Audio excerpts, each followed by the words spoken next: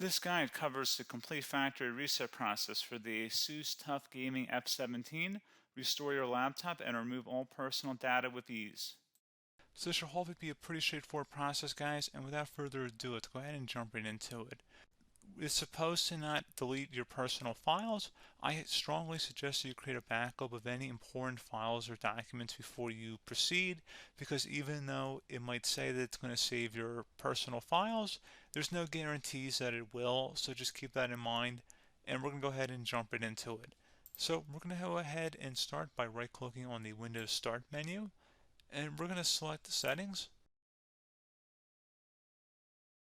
You want to select the system, and then on the right side, scroll down until you get to Recovery.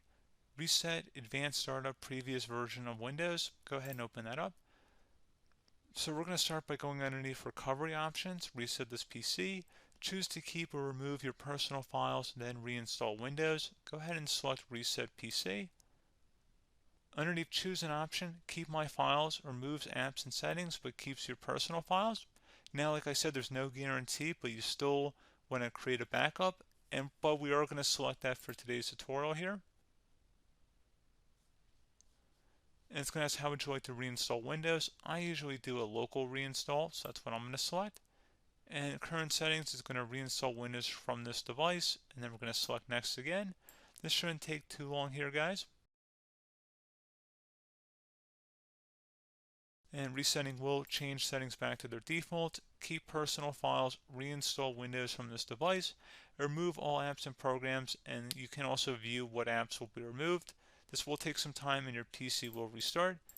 These are the apps that will be removed, so take note of that. So you're definitely going to have to reinstall some stuff once it's done. So it looks like I accidentally closed out of there, so I'm just going to go back to exactly where we were. And we're just going to go ahead and proceed with the reset here and select reset.